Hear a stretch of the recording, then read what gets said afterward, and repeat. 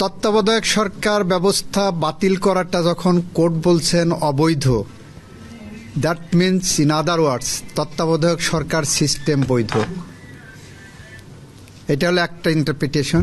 দ্বিতীয় ইন্টারপ্রিটেশন হলো, আপনি যদি 13th অ্যামেন্ডমেন্টের জাজমেন্টের কথা চিন্তা করেন, 13th অ্যামেন্ডমেন্টের জাজমেন্টেও ওখানে 7 জন আনঅ্যানিমাসলি বলেছিলেন তত্ত্বাবধায়ক সরকারের আন্ডারে অন্তত 2টি নির্বাচন হতে হবে।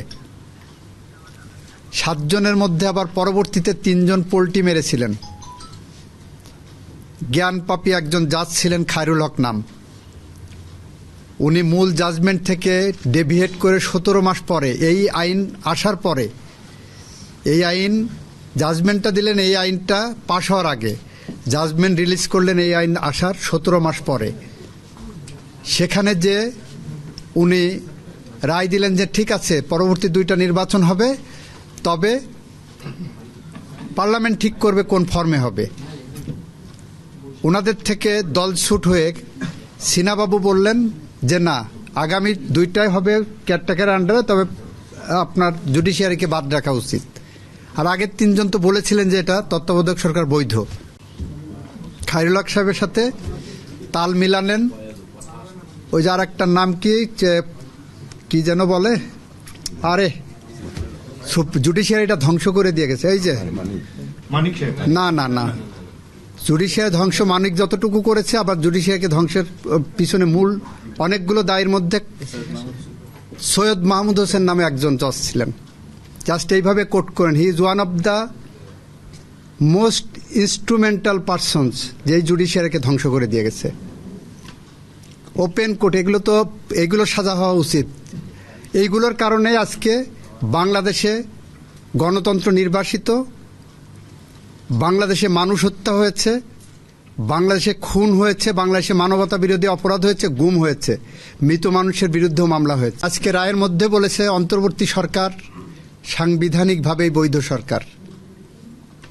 আর্টিকেল 106-এ ওপিনিয়ন নিয়ে করা হয়েছে এবং আর্টিকেল 106-এর প্রেক্ষাপটে অর্ডারের মধ্যেই দিয়ে দেন চিফ জাস্টিসের নেতৃত্বে যে ফুল বেঞ্চ, তারা যে 106-এ ওপিনিয়ন দিলেন, এটা কিন্তু সাংবিধানিক ওপিনিয়ন।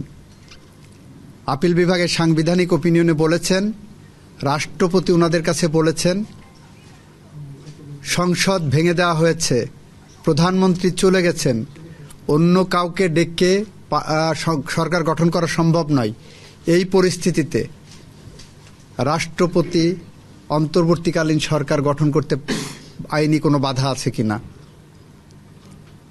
সেখানে সুপ্রিম কোর্ট গোটা প্রেক্ষাপট বিবেচনায় নিয়ে সুপ্রিম কোর্ট বলছেন যে এটা বৈধ এবং সাংবিধানিক সরকার হবে। ওইটার সাথে তত্ত্বাবধায়ক সরকারের কোনো সাংঘর্ষিক কোনো পজিশন নাই।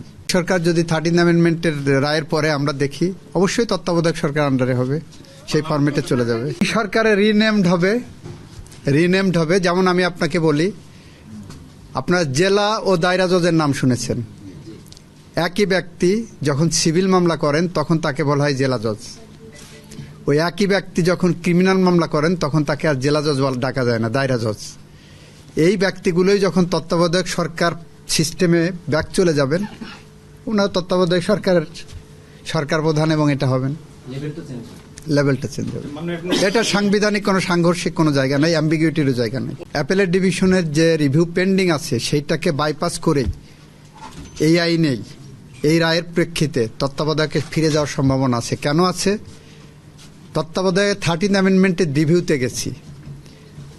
তত্ত্বাবধায়কের 13th অ্যামেন্ডমেন্টের জাজমেন্টের 2টা রেশিও, কোর্টের সামনে 2টা ইস্যু ছিল। এক, তত্ত্বাবধায়ক সরকার বৈধ না অবৈধ। ওই পার্টে 4 জন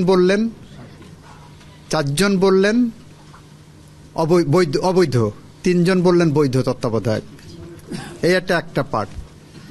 দ্বিতীয় পার্টে 7 জনই বললেন পরবর্তী 2টি নির্বাচন তত্ত্বাবধায়কের আন্ডারে হবে।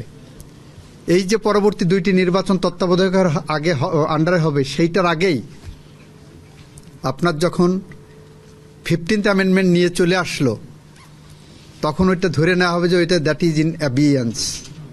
ওই জাজমেন্টের রেশিওটা এখনো অপারেটিভ আছে, কার্যকর আছে। অ্যাটলিস্ট আগামী 2টি নির্বাচন তো উইদাউট এনি অ্যাপেলেট ইন্টারভেনশনও লাগে না। That part is still valid.